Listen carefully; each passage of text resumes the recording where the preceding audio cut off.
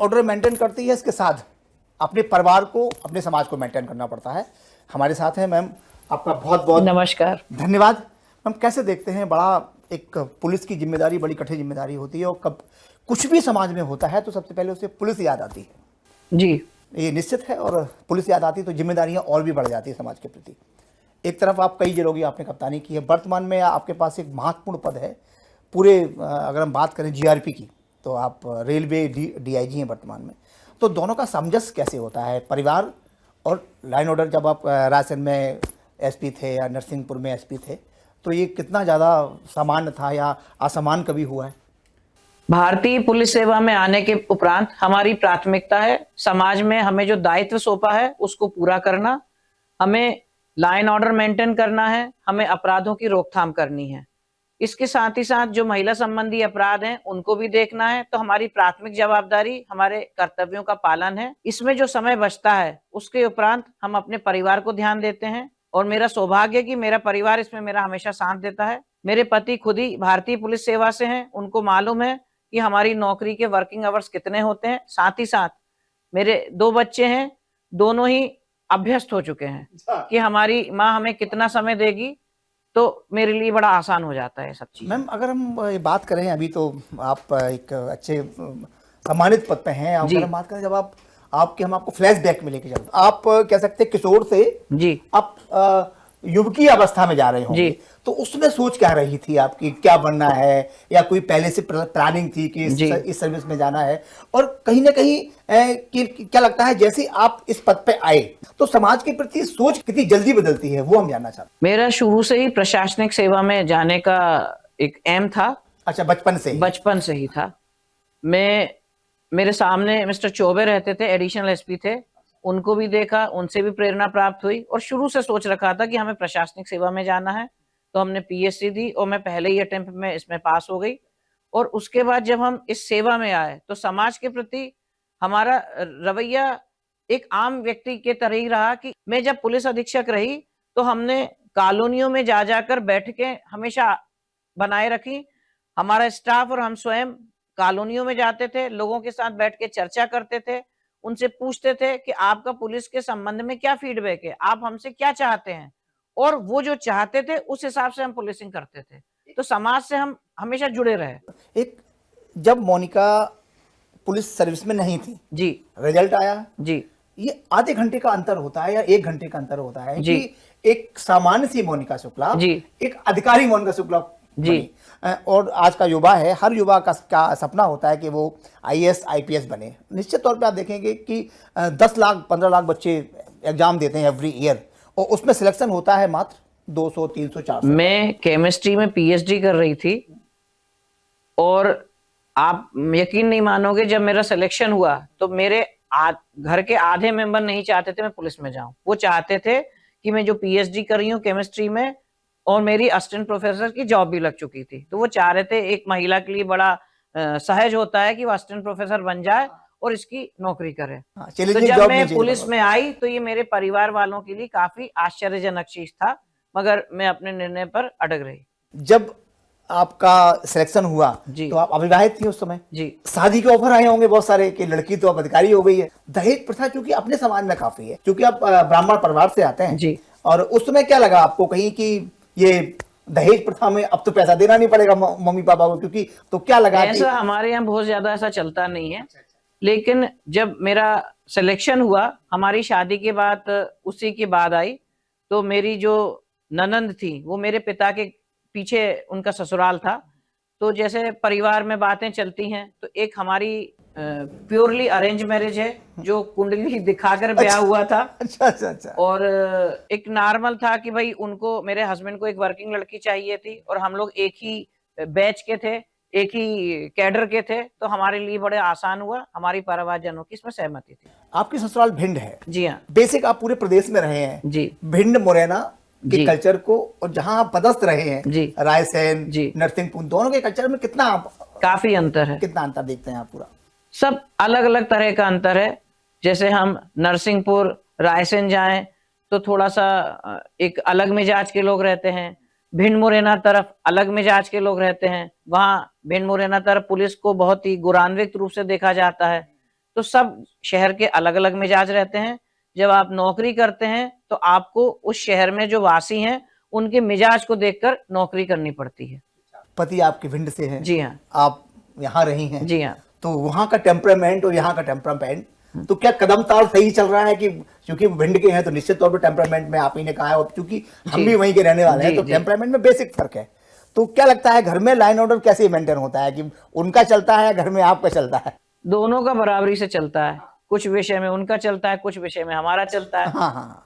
तो temperament sir का कैसा है असल- इसमें आपके साथ इस समय, मतलब जिस देखिए, तरीके भिंड के हमारी लोग होते हैं। नौकरी बड़ी कठिन नौकरी है, दोनों को समय ही नहीं मिल पाता एक दूसरे के साथ। तो जितना समय हमें आपस में मिल जाता है उस समय का हम सदुपयोग कभी बाहर घूमने में, कभी संगीत सुनने में, कभी गार्डनिंग करने में इस्तेमाल करते हैं। कभी ऐसा हुआ है आप दोनों लोग एसपी हैं, हाँ। आपको छुट्टी मिल गई, हाँ। आपने प्लान कर लिया बाहर जी। जाने का, जी। और सर को नहीं मिली, तो उस समय कुछ हुआ ऐसा? हुआ एक बार मैं शाहजहांपुर एसपी थी, मेरे बच्चे आए हुए थे, तो मैं अवकाश लेकर अपने पति के पास कटनी गई। 2 दिन की छुट्टी थी, लेकिन इनके यहाँ कोई ट्रिपल मर्डर हो गया था, तो इनको रोज जबलपुर जाना पड़ता था, तो हमको घर में मिले ही नहीं है। हाँ। फिर मैंने सोचा कि मैं अपनी छुट्टी कैंसिल कर लूं, लेकिन 2 दिन की छुट्टी थी तो हम 2 दिन इनके घर में रहे और ये हमको मिले ही नहीं।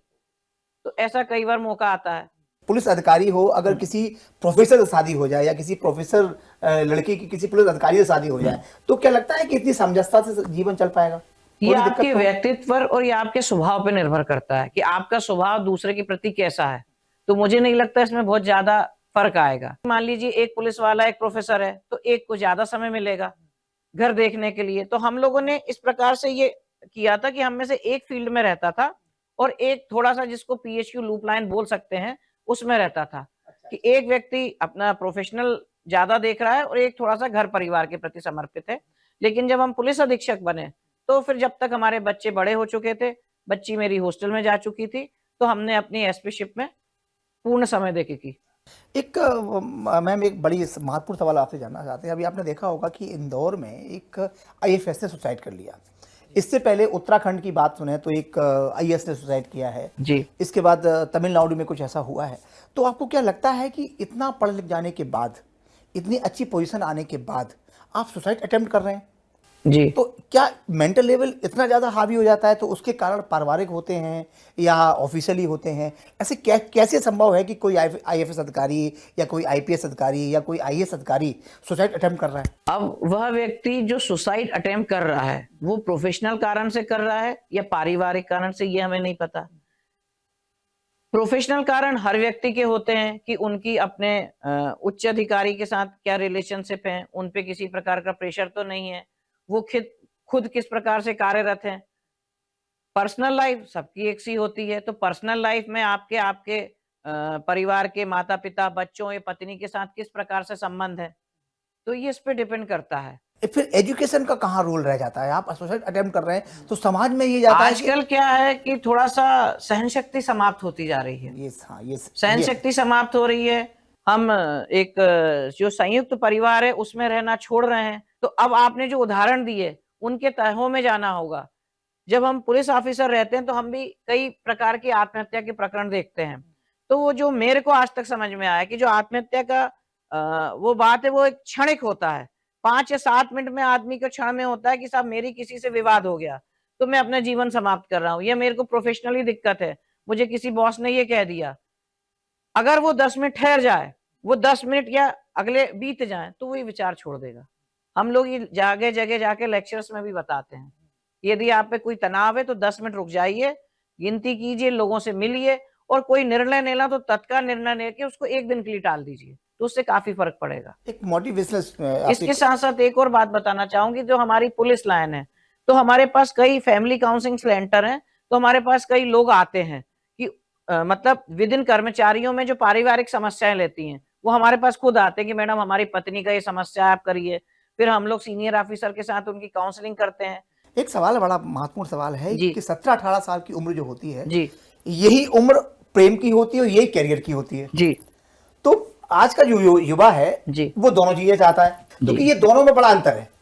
दोनों काम एक साथ, उन्हें बच्चों को क्या करना चाहिए, ये सब कैसे करें? कि हमको सबसे पहले अपनी पढ़ाई पर ध्यान देना चाहिए। तो यदि आपका किसी से लगाव हो जाता है कि किसी से कोई इंस्टीट्यूट ऐसा वो हो जाता है, तो आप उसके साथ पहली प्रायोरिटी पढ़ाई को दो, ताकि आप एक बार कुछ बन जाओ, तभी आपका गृहस्थ जीवन चल सकेगा। मैं पेरेंट्स को भी बोलूंगी कि एकदम दबाव की जरूरत नहीं है कि नहीं भाई बच्चों ने ऐसा कर दिया तो हम घर बिठा देंगे।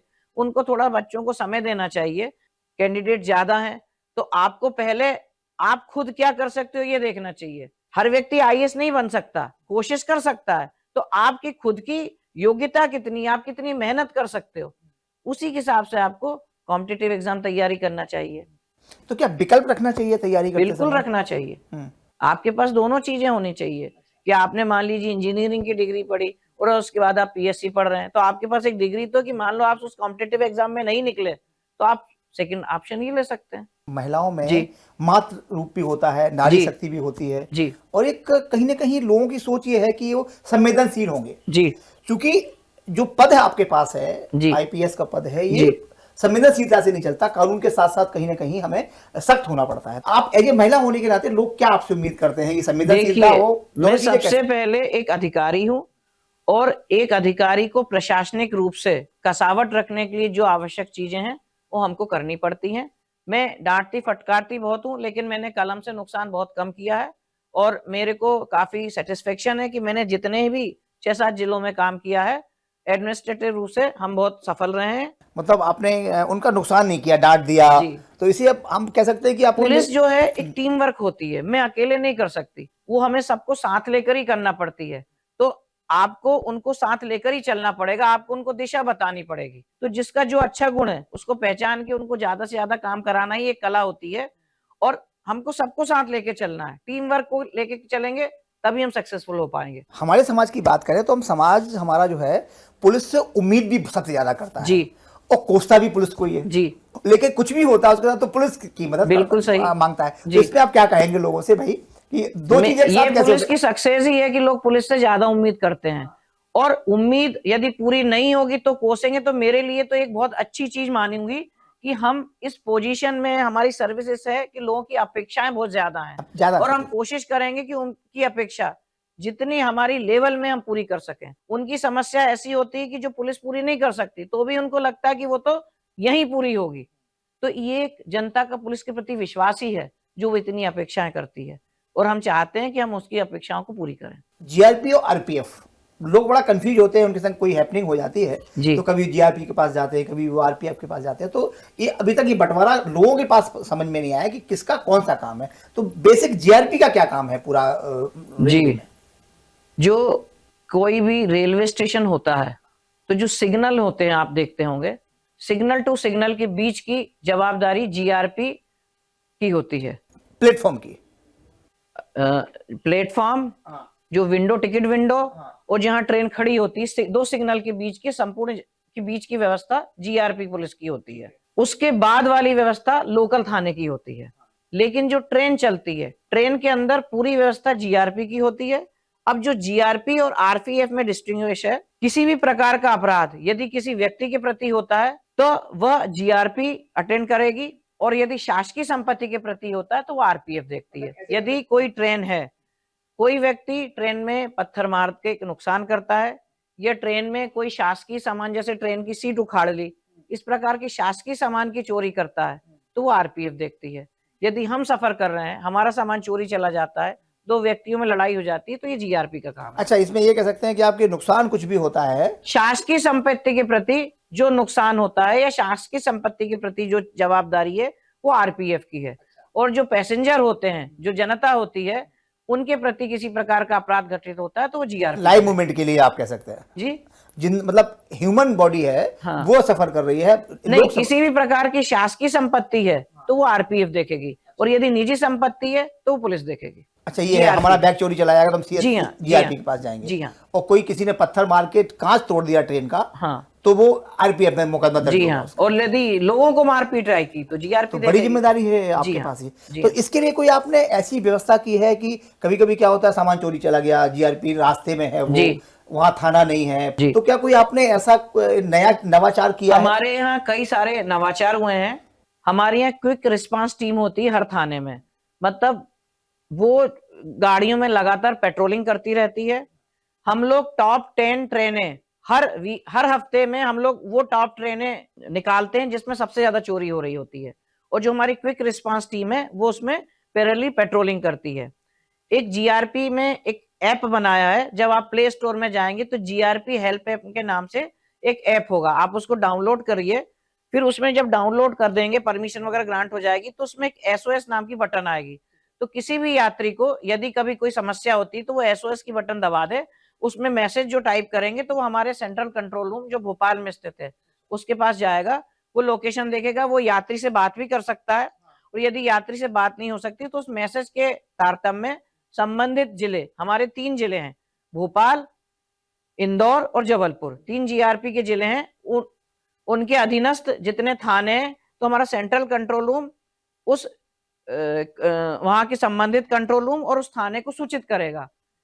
मान लीजिए आप इंदौर से भोपाल जा रहे हैं, बीच में देवास में किसी यात्री ने हमको मैसेज किया एसओएस में कि उसके साथ कोई तकलीफ हुई, उसका सामान चोरी चला गया, तो जिस समय हमारे पास मैसेज आएगा तो यात्री की लोकेशन देखेगा, वो लोकेशन मान लो सीहोर है, तो हम सीहोर के आसपास जो भी क्विक रिस्पांस टीम होगी उसको मैसेज करेंगे, वो मैसेज जाके यदि वो उस ट्रेन में उपलब्ध है और नहीं तो अगले स्टेशन पे हमारी टीम उनके पास जाएगी और उनसे हम प्रायः वहीं एफआईआर ले लेते हैं 0 पे, यदि कोई ऐसी समस्या एक है। अगर ये जानना चाह रहे हैं आपसे, ट्रेन दिल्ली से चलती है और मान लो बेंगलोर जा रही है, जी। और हमारे पास ऐप एमपी का डाउनलोड है, हमें बेंगलोर में कोई हैपनिंग हुई, जी, तब क्या करेंगे? हम वहां दबाएंगे तो उसके लिए रेल मदद होती है, एक 139 पर रेल मदद होती है, तो वह भी आप यूज कर सकते हैं। ये रेलवे का ऐप है, तो उसमें आप रेल मदद के लिए जाओगे तो पहले वो रेलवे के पास जाएगा, वो पुलिस से संबंधित जितनी समस्याएं हैं वो आरपीएफ को भेजते हैं और आरपीएफ फिर संबंधित यूनिट को भेजेगा। अच्छा, तो एमपी में आप मदद करेंगे, एमपी के बाहर नहीं, ये संपूर्ण भारत में रेल मदद चलता है इनकी तरफ से,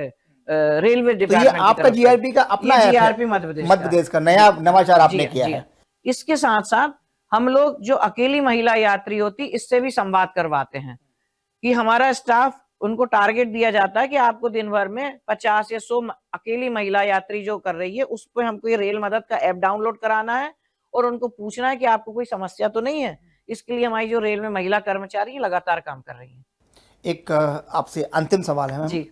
ये मोटिवेशन के लिए, क्योंकि हर बच्चा आईएएस आईपीएस बनना चाहता जी। है, तो आपका उन बच्चों से सुझाव क्या है? एक हमने आईएएस टॉपर का इंटरव्यू किया था और ये उन्होंने कहा था कि मोबाइल से, आप गैजेट से जितना दूर रहेंगे, जी। लेकिन सवाल ये है कि बिना इंटरनेट के पढ़ाई संभव नहीं है। अगर हमको प्रशासनिक सेवा में जाना है तो हमको सबसे पहले तो समाचार पत्र पढ़ने की या न्यूज देखने की आदत होनी चाहिए। आप रोज पढ़िए कि जहां में क्या क्या चीजें नई हो रही हैं। जो आप बता रहे हैं मोबाइल से दूर रहने की, तो मोबाइल में व्हाट्सएप भी होता है, फेसबुक भी होता है, ये सारी चीजों से दूर रहने का उनका सुझाव है ताकि वो समय अपने अध्ययन को दे सकें। दूसरी बात, मेरा जो बहुत कुछ सोच है कि जो इंटरनेट में सामग्री मिलती है उससे कहीं अच्छी सामग्री हम किताबों से पढ़ सकते हैं जो एक ऑथेंटिक होती है। तो जो आप बता रहे हैं उनका सुझाव यही रहा होगा। बाकी जो स्टूडेंट्स हैं उनसे मेरा कहना है कि आप लगातार पढ़ाई करते रहिए, उस समय अपने परिवार और मित्रों को भी दीजिए ताकि आप थोड़े रिलैक्स हो सकें। बस आपका कंसंट्रेशन आपके एग्जाम पर होना चाहिए और जितना ज्यादा से ज्यादा जीके आप पढ़ सकें, चाहे वो किताबों के माध्यम से, टीवी के माध्यम से, वो आपको उपयोगी सिद्ध हो सकेगा। एक पढ़ेगा इंडिया तभी तो बढ़ेगा इंडिया जी। के साथ साथ जी। कहीं ना कहीं मध्य प्रदेश गवर्नमेंट हो या जी। सेंट्रल गवर्नमेंट हो, महिलाओं को आगे लाने के लिए बड़ा प्रयास कर जी रही हाँ। है। जब आपने ज्वाइन किया होगा, जी। उस समय की सोच में और आज की सोच में काफी अंतर आया है। बहुत अंतर आया। लड़कियों को लोग बाहर निकालते नहीं थे, जी और हाँ। आज भी ऐसे बहुत सारे गांव हैं, अगर उन्होंने कहते 12th कर लिया तो शादी की व्यवस्था मैं इससे थोड़ा डिफर करूंगी कि जो मैं आज देख रही हूँ, हाँ, हाँ। अब सब लोग लड़कियों को पढ़ाने के लिए काफी आगे बढ़ चुके हैं। हम जब जिस जमाने में पढ़ते थे तो हमारे जमाने में लड़कियों को हॉस्टल भेजना काफी अच्छा नहीं माना जाता था। मैं स्वयं पुलिस सर्विसेज में आई तो ऐसा रिश्तेदारों का कहना था कि भाई पुलिस सर्विसेज लड़कियों के लिए शायद नहीं है, बट अब मैं देखती हूँ लोग प्राउडली अपने बच्चियों को पुलिस सेवा में भेजते हैं। और तो भी हम लोग गाँव में जाते हैं, कई बार हमें महिला सरपंच मिलती हैं, तो उनके माध्यम से लोगों को मैसेज दिया जाता है कि नहीं, लड़कियों को आपको आगे बढ़ाना है, तभी उनका परिवार एजुकेटेड हो सकेगा।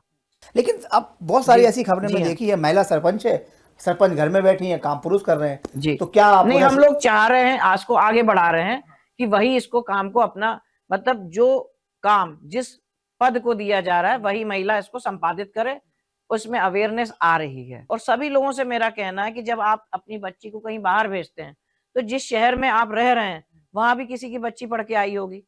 तो जब आप सड़क पर, दुकानों पर या किसी मार्केट में जाते हैं और किसी बच्ची के साथ यदि कोई अभद्रता हो रही है तो आपको उसका विरोध करना चाहिए, आपको तत्काल पुलिस को सूचना चाहिए, क्योंकि जैसे आपकी बिटिया कहीं बाहर पढ़ रही है उसी प्रकार किसी अन्य व्यक्ति की बिटिया भी यहाँ पढ़ने आई है। तो ये हम जितना उस बिटिया के लिए करेंगे, कोई हमारी बिटिया के लिए करेगा।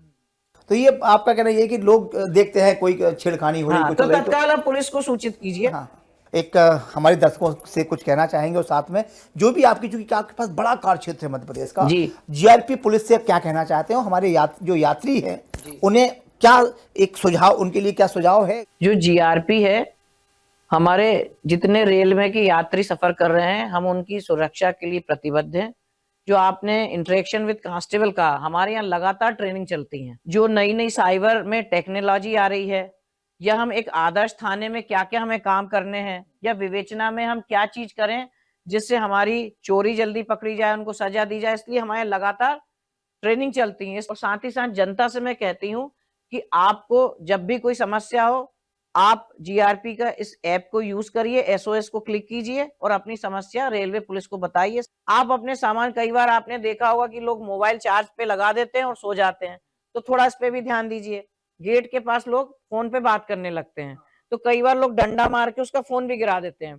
तो आप अपने गहने पहने हैं या मोबाइल लेकर आप गेट पे मत खड़े होइए, ये मेरा लोगों से एक रिक्वेस्ट है।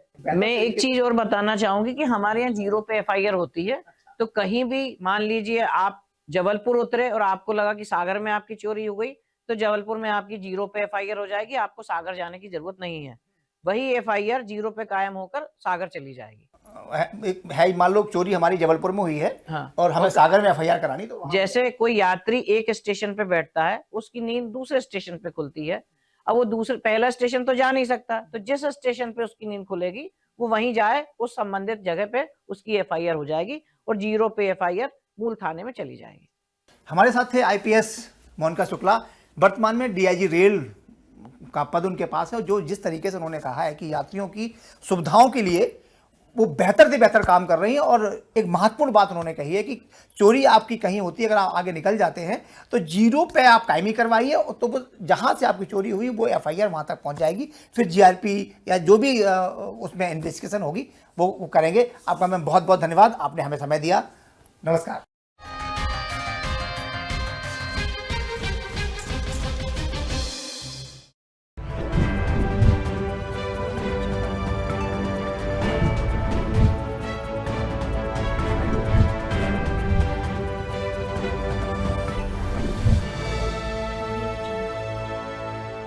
घुटना, कंधा या कमर, चाहे जैसा हो दर्द, डॉक्टर ऑर्थो आपको देता है